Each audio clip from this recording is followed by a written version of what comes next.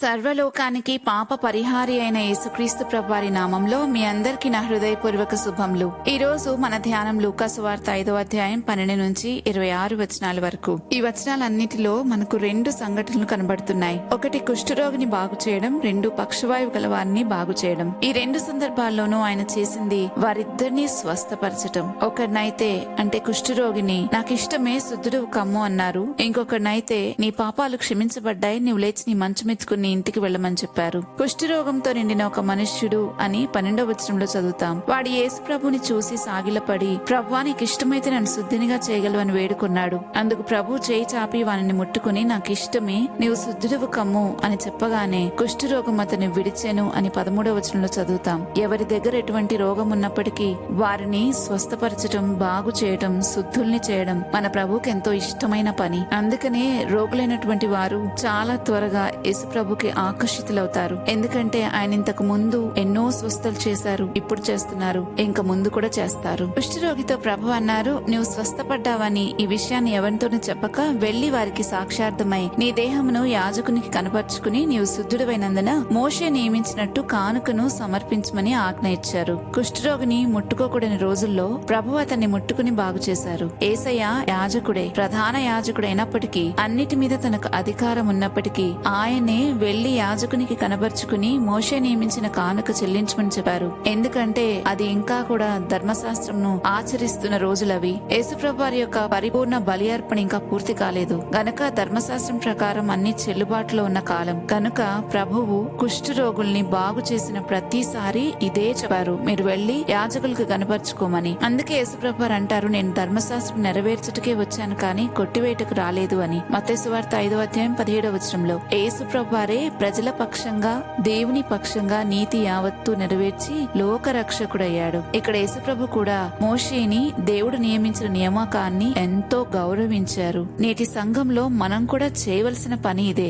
దేవుడు ఎవరిని దేనికి అధ్యక్షులుగా నియమిస్తారో వారిని మనం ఎంతో గౌరవించాలి. వారికన్నా ఉన్నత స్థానంలో మనం ఉన్నప్పటికీ అయినా సరే దేవుని నియామకాన్ని గౌరవిస్తే అది దేవుడిని గౌరవించినట్లే. మనం చాలా సార్లు ఈ చిన్న లాజిక్ ని మిస్ అవుతూ ఉంటాం. దేవుడు ఏర్పాటు చేసిన లేదా నియమించిన వారిని వాటిని పాటించి గౌరవించటమే మనం ప్రభు ఎడల చూపే భయభక్తులు. యేసు ప్రభు కూడా ఇటువంటి భయభక్తులు కలిగి ఉన్నందుననే అంగీకరించబడ్డారని హెబ్రీల్కు రాసిన పత్రిక 5వ అధ్యాయం 7వ వచనంలో చూస్తాం. అంటే ఆయన చేసిన బలి అర్పణ యావదు అంతా కూడా దేవుని దృష్టికి అంగీకారమైంది ఆయన యందు భయభక్తులు కలిగి ఉన్నందునే. యేసు ప్రభు వారే అన్ని విషయాల్లో మనకు మాదిరి. కాబట్టి మనం కూడా అటువంటి భయభక్తులు కలిగి ఉండటం అత్యవసరం. ఇంకా తర్వాత సంఘటన చూసుకుంటే పక్షవాయువు గల వానిని బాగు చేయడం. అతనితో ప్రభు అన్నారు, నీ పాపాలు క్షమించబడ్డాయి అని. ఈ మాట చెప్పినందుకు గాను అక్కడున్న యూదులందరికీ చాలా కోపం వచ్చింది. దేవదూషణ చేస్తున్నాడు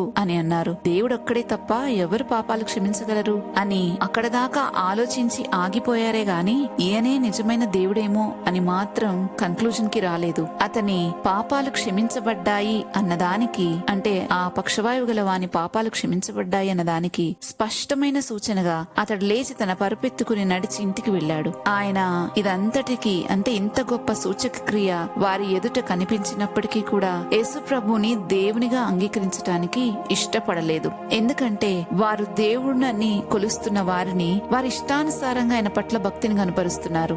దేవుని ఇష్టానుసారంగా భక్తిని కనపరచట్లేదు. కానీ అక్కడ ఉన్న యూదులందరూ కూడా ఆ మత పెద్దలు కాని, ప్రధాన యాజకులు కాని, శాస్త్రులు కాని, పరిసయ్యులు కాని వారి ఇష్టానుసారంగా దేవుని పట్ల భయభక్తులు కలిగి ఉన్నారు. ఇక్కడ యేసుప్రభు ఏమో అలా కాదు, పెదవులతో కాదు, దేవుని గణపరచటం, హృదయంతో దేవునికి దగ్గరగా ఉండాలి అని చెప్పటంతో వారు చేస్తున్న దానికి భిన్నంగా ఉన్నందున వారికి ఆయన అంటే ఇష్టపడలేదు. యేసుప్రభు అంటే నచ్చలేదు. ఎవరైనా ఒక్కరు వారి ఇష్టాన్ని మార్చుకుని దేవుని ఇష్టాన్ని స్వీకరించాలి అని అంటేనే అది ప్రపంచంలో అన్నిటికన్నా చాలా పెద్ద టాస్క్, చాలా పెద్ద పని. అలా చేయటం కన్నా వారిదే కరెక్ట్ అని రుజువు చేయడానికి ఎంతటి పాపానికైనా దిగజారటానికైనా ఇష్టపడతారు గాని దేవుని ఇష్టాన్ని స్వీకరించడానికి, మనసు మార్చుకోవడానికి మాత్రం ఇష్టపడరు. ఎందుకంటే ఇది మనం ప్రతిరోజు చాలా మందిలో, మన చుట్టూ ఉన్న వారిలో చాలా మందిలో చూస్తాం. ఒకప్పుడు మనం కూడా అలాగే ఉన్నాం కాబట్టి. ఇంకా ఇక్కడ ప్రభు అడుగుతున్నారు, నీ పాపాలు క్షమించబడ్డాయి అని చెప్పడం సులభమా, నీవు లేచి నడవమని చెప్పడం సులభమా అని. ఒకరిని స్వస్థపరచాలంటే ప్రభు ఒక మాట సెలవిస్తే చాలు. కానీ ఒకరిని క్షమించడానికైతే ఆయన తన ప్రాణాన్నే బలి బలిగా అర్పిస్తే తప్ప ఈ లోకానికి క్షమాపణ రాలేదు. ఇదే విషయాన్ని మన మార్కు సువార్తలో ఈ సంఘటనను ధ్యానం చేస్తున్నప్పుడు ఇంకా బాగా వివరించుకున్నాం. ఒకవేళ మీలో ఎవరైనా అది వినకపోయినుంటే బైబిల్ స్టడీ డే 131 లో ఆ సంగతి అంతా కూడా మీరు వినగలరు. దానికి సంబంధించిన లింక్ ను పైన ఇచ్చాము. అది క్లిక్ చేస్తే ఆ ధ్యానంలోనికి మిమ్మల్ని తీసుకుని వెళ్తుంది. అక్కడ పూర్తి వివరణ ఉంది. ఒకరి పాపములు క్షమించబడటం సులభమా లేకపోతే ఒకరు స్వస్థపరచబడటం సులభమా అనే విషయం గురించి. కాబట్టి అక్కడ దయచేసి అది వినగలరు. అయితే ఈ రోజు ఈ ధ్యాన భాగంలోని ఈ 2 సంఘటనల ద్వారా ప్రభువు కేవలము శరీర స్వస్థతనే కాదు గాని మనిషిని సంపూర్ణంగా పునరుద్ధరించగలిగిన గొప్ప దేవుడైన కుష్ఠరోగి విషయంలో సమాజము తాకకుండా వెలివేసి అపవిత్రుడిగా భావించిన వ్యక్తిని యేసుప్రభు వారు ముట్టుకుని నాకిష్టమే నువ్వు శుద్ధుడువు కమ్ము అని చెప్పిన ఆ మాటను బట్టి అతడు బాగుపడక ముందే యేసుప్రభు వారు ముట్టుకోవడాన్ని బట్టి ఎంతో ఆదరణ ఎంతో సంతోషం పొంది ఉంటాడు. ఎందుకంటే సొంత కుటుంబమే అతని వెలివేసి సొంత కుటుంబస్తులే అతని తాకడానికి కానీ అతని దగ్గరకు సమీపించడానికి కానీ ఇష్టపడని ఆ రోజుల్లో యేసుప్రభు వారు వెళ్లి ముట్టుకుని బాగు చేయడం, నాకిష్టమే నువ్వు శుద్ధుడు కమ్మని చెప్పడం, ఈ మాటే అతన్ని ఎంతోగానో ముందుగా ఆదరించుంటుంది. అయితే వీటన్నిటి ముందు అతడి స్వస్థత ఆ తర్వాతే అతనికి ఆనందాన్ని ఇచ్చుంటుంది. యేసుప్రభు వారు ఎంత గొప్ప దేవుడో మనకు తెలుసు. ఎవరు మన దగ్గరికి రావడానికి ఇష్టపడకపోయినా, మనతో మాట్లాడడానికి ఇష్టపడకపోయినా, నీతో నాతో మాట్లాడడానికి ఎప్పుడు సిద్ధంగా ఉన్నవాడు ఒకడున్నారు. ఆయన ఈయనే యేసుప్రభువే. కాబట్టి దేని గురించి మనం చింతపడవలసిన అవసరం లేదు. ప్రతి ఒక్కరికి చాలా సమీపంగా ఉండే దేవుడైనా, ఎవరు కోరుకుంటే వారి దగ్గర వచ్చి నిలబడే దేవుడు, ఎవరు పాపాలని క్షమించమని అడిగితే వారి దగ్గరకు వచ్చి వారి పాపాలను క్షమించే దేవుడు. కాబట్టి ప్రతి ఒక్కరిని ఆదరించి బలపరిచే దేవుడు కనుక ఈయనను గురించి ఎటువంటి అనుమానాలు పెట్టుకోకుండా ఈయనను సమీపించగలిగితే జీవితం చాలా సంతోషంగా మారగలదు. ఇంకా ఇక్కడ యేసుప్రభు వారు ధర్మశాస్త్రాన్ని తృణీకరించకుండా యాజకునికి కనపరుచుకుని మోషే నియమించిన కానుకను చెల్లించమని ఆజ్ఞ ఇచ్చారు. ఇది యేసుప్రభు వారు ధర్మశాస్త్రాన్ని పూర్తిగా నెరవేర్చడానికి వచ్చారని స్పష్టంగా చూపిస్తుంది. పక్షవాయువు గల వానిని స్వస్థపరిచిన సంఘటనలో ప్రభు ముందుగా అతని పాపాలను క్షమించారు. దీనివల్ల శాస్త్రులు పరిసరులు దేవదూషణ చేశాడని కోపగించుకున్నారు గాని అక్కడ ప్రభు వారందరికీ తనకు పాప క్షమాపణ ఇవ్వగలిగిన అధికారం ఉందని తను తాను బయలుపరుచుకున్నారు, తెలియచేశారు. యేసుప్రభు వారు అక్కడ స్పష్టంగా నిరూపించారు.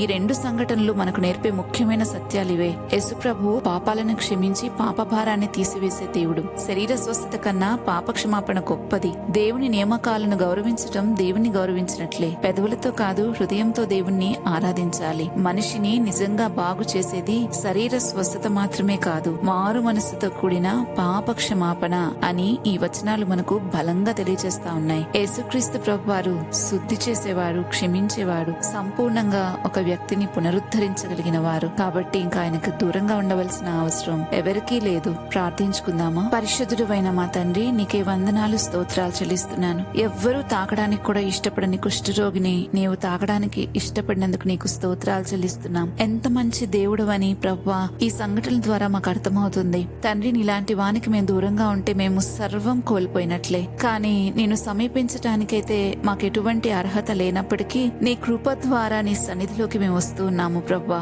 మా పాపములను క్షమించడానికి, వాటిని తీసివేయటానికి, మా పాప రుణమంతా రద్దు చేయడానికి నీవు చేసిన గొప్ప శిల్వ కార్యాన్ని బట్టి నేను స్తుతిస్తున్నాం. దయచేసి మా జీవితాల్లో ఎన్నడూ మీకు దూరంగా లేకుండా ప్రభువా సమస్త విషయాల్లో మీ పట్ల మేము సరైన అవగాహన కలిగి ఉండటానికి కృప చూపమని, మమ్మల్ని నిత్య జీవానికి నడిపించి మహిమ పొందుకోమని వేడుకుంటూ ఈ మనవులన్నీ యేసుప్రభు వారి నామంలో బ్రతిమాలుతున్నాము తండ్రి. ఆమెన్. రేపటి ధ్యానంలో మరలా తిరిగి కలుద్దాం. అంతవరకు దేవుని కృప మనందరికీ తోడైనను గాక. ఆమెన్.